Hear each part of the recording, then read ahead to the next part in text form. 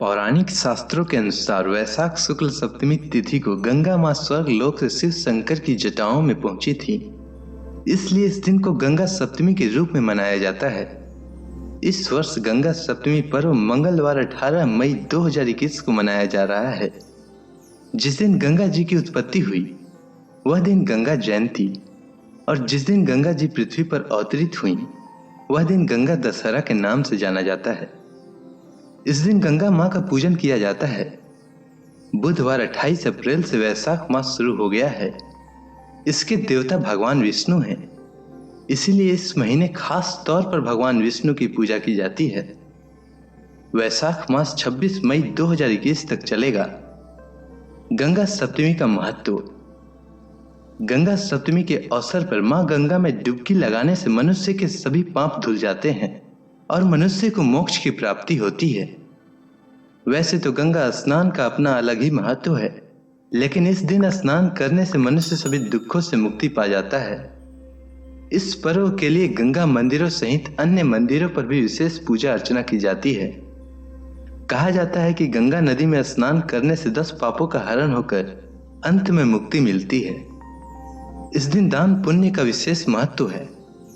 शास्त्रों में उल्लेख है कि जीवन दायिनी गंगा में स्नान, पुण्य सलीला नर्मदा के दर्शन और मोक्षदायिनी शिप्रा के स्मरण मात्र से मोक्ष मिलता है। गंगा सप्तमी गंगा मैया के पुनर्जन्म का दिन है, इसीलिए इसे कई स्थानों पर गंगा जयंती के रूप में भी मनाया जाता है। गंगा सप्तमी के दिन गंगा स्नान का बहुत महत्व है। अभी कोरोना वायरस के चलते लॉकडाउन चल रहा है, अतः ऐसे समय घर पर ही रहकर इस तरह से पूजन करके गंगा सप्तमी का पुण्य कमा सकते हैं। तो चलिए जानते हैं कैसे करें पूजन। यदि गंगा मैया में स्नान करना संभव नहीं है तो गंगा जल की कुछ बूंदे साधारण जल में मिलाकर उससे स्नान किया जा सकता है। स्नान आदि के पश्चात गंगा मैया की प्रतिमा का पूजन करें। भगवान शिव की आराधना भी इस दिन शुभ फलदायी मानी जाती है।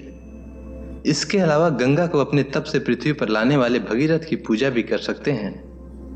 गंगा पूजन के साथ साथ दान पुण्य करने का भी फल मिलता है। वैसे तो गंगा नदी के साथ अनेक पौराणिक कथाएं जुड़ी हैं जो गंगा जी के संपूर्ण अर्थ को परिभाषित करती है। गंगा नदी हिंदुओं की आस्था का केंद्र है और अनेक धर्म ग्रंथों में गंगा महत्व का वर्णन देखने को मिलता है।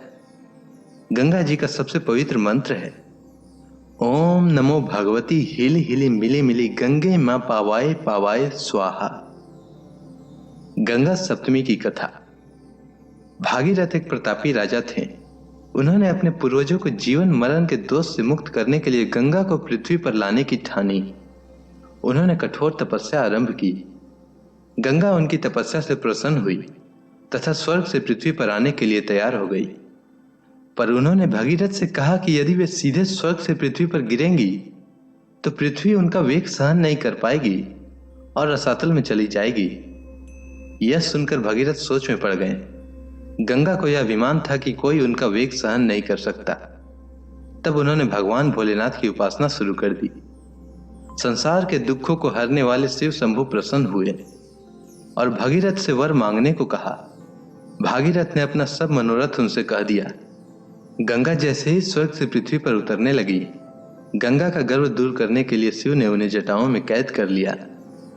वह छटपटाने लगी और शिव से माफी मांगी। तब शिव ने उन्हें जटा से एक छोटे से पोखर में छोड़ दिया, जहां से गंगा 7 धाराओं में प्रवाहित हुई। इस प्रकार भगीरथ पृथ्वी पर गंगा का वरण करके भाग्यशाली हुए। उन्होंने जनमानस को अपने पुण्य से उपकृत कर दिया। युगों युगों तक बहने वाली गंगा की धारा महाराज भागीरथ की कष्टमयी साधना की गाथा कहती है। गंगा प्राणी मात्र को जीवन दान ही नहीं देती, मुक्ति भी देती हैं। तो बोलिए पुण्य दायिनी पाप हरनी गंगा मां की जय।